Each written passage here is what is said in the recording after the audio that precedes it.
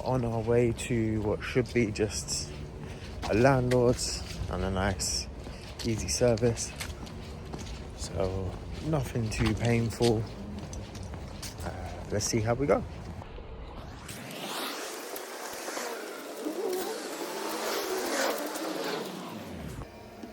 To get into service mode on these glowworm boilers, you have to hold the power button for 5 seconds. Once the screen starts to go blank, you hold the mode button and you'll get the flashing dashes at the bottom. That'll take you to your installer menu. It's P1, press mode to select it, and then you can go up between 0 and 100 depending on what level you want to test at, max or minimum. So yeah, once you're finished, just reset it.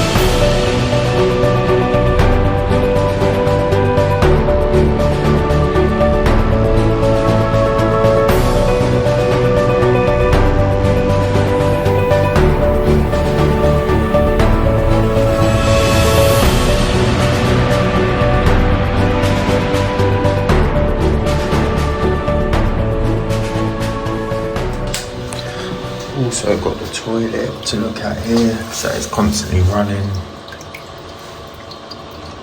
but everything is boxed in. A little bit of access in here. So let's try and see what the deal is with that. I don't think I'm going to be able to film getting up there.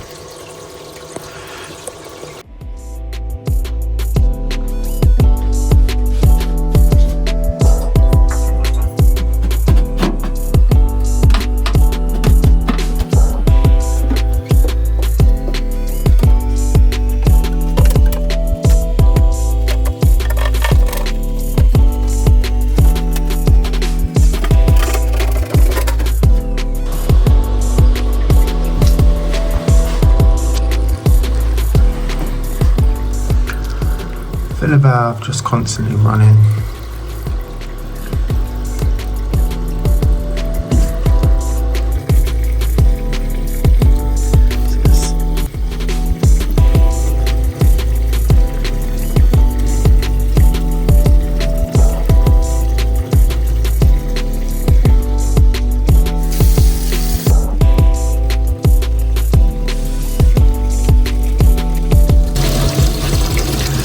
Adjusted the screw here and that's shutting off a bit earlier, so no longer overflowing. Nice quick fix. Hard bit's going to be getting that back in. A few moments later. It's still not shutting off, so that's going to need a new filler valve. Might as well do the siphon as well while we're there, but we will book that in for another day.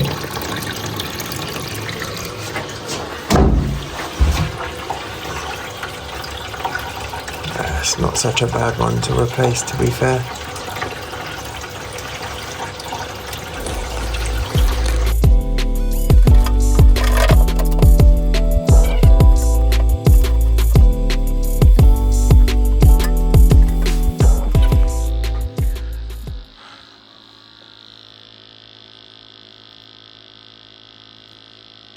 See, there's more to the service.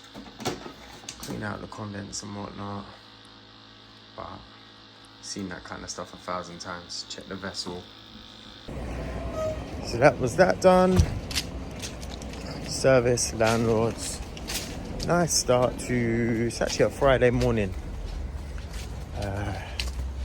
know what we need for the toilet, so we'll send a quote over to the landlady. Hopefully she accepts that, and we'll get some new toilet bits in there. Doesn't actually look too bad with the access and the type of toilet as it is. Looks like it'll probably be not too bad to replace. Forgot to pay for my parking, so back to the van to hope that I haven't got a ticket, because again, those of you that work in London know them traffic wardens are like vultures. They are absolutely everywhere. I've had them before, hiding around the corner, filling out the ticket, because they're meant to give you like a few minutes grace. Filling out the ticket before you even leave the van. Then you'll like run some tools in, or even I've had it where I've gone to get a permit from the customer and they just smack the ticket on there and they're gone, disappeared without a trace. But no ticket. We're good. So let's put these tools in the van and head on to the next one, which is, I can't remember, you'll see. So this boiler has no heating, no hot water, but there's no gas, so that'll be why. I've also got a call out in the same property or same block of flats for the same thing, so I'm gonna guess that's it. 2 nice easy jobs. So yeah, no gas in both properties. You can probably hear them drilling actually down there. But the second property, because I've got 2 in the same block, the second one is having issues with her diverter valve letting by. So I shall replace that whilst I'm here. But the first one had a 501 fault. Which is ignition failure. Sorry, it's right close. I'm trying to get something out of the fan.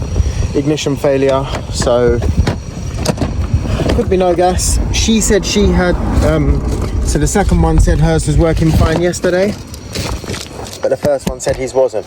But who knows what went down when and where.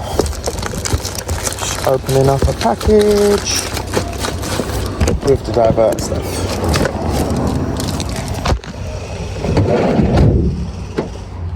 So we will get this one swapped in really quick. You have seen me change one of these on film before, but yeah, let's get that done.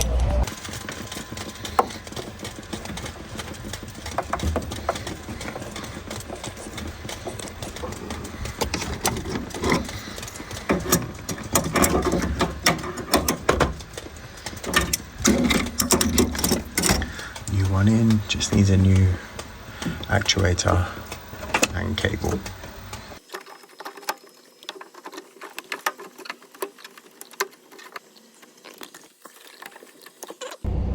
So that was a nice little touch. 2 jobs, same block, no gas to the building. One did need the diverter valve, but lovely, easy replacement. Other than the Worcester, it's probably the easiest diverter valve replacement you could do. Maybe even easier than the Worcester, because it's easier to drain. I like it. Right, next one, here we go. So I'm in front of a Worcester high flow here with no heating. Hot water works fine. So I'm going to check a couple of bits on here. I've linked out the external controls, but you can see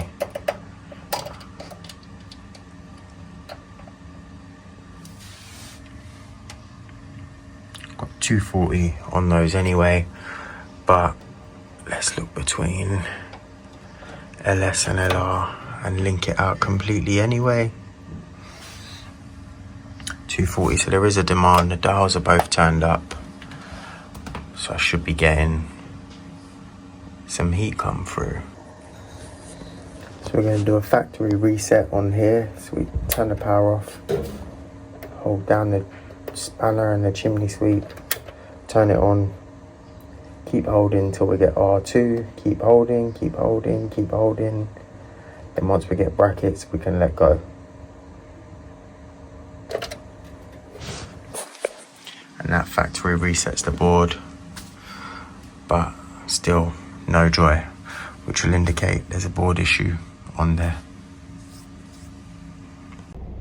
So that one, the customer actually ended up going with Worcester directly for a fixed cost repair, just because the price of the circuit board plus the labour to fit it, they worked out cheaper, which unfortunately it doesn't happen often that the manufacturer is cheaper, but sometimes big ticket items, some circuit boards, some heat exchangers, we just can't beat them on it, to be honest.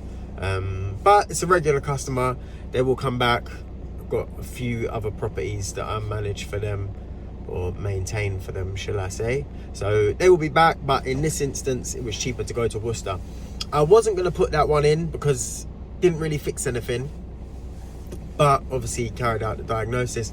The reason I left it in is just to show that sometimes we get days, weeks like that, and a few of these videos on here today actually needed parts booked back, and I know you're probably looking like, well, what was the point in watching that? But it just goes to show, like, I can't fix things first time all the time. Sometimes you don't have the parts, sometimes you don't have the time. Silly season starting to set in, so, you know, for instance, the toilet one, I didn't know what was needed. I didn't know if it was completely boxed in. From what I was told, there was no access at all.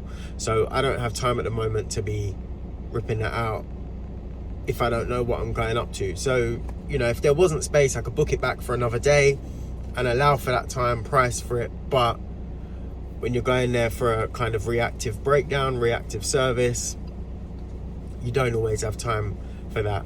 But yeah, try not to be disheartened if you're not fixing things first time. Doesn't always happen often. We don't have vans big enough to carry everything you need. Don't know what you're going to come across. So I thought it was important maybe to leave that in, just to show that sometimes we just got to go back and it is what it is. But thanks for watching. Might do a video soon on kind of my like 6 months of being on here, and the good, the bad, how it's been. Don't know if anyone's interested in that. Let me know in the comments if you get this far through the video, if you'd like to see something like that. So yeah, just something a little bit different. But see you next week. Thanks for watching.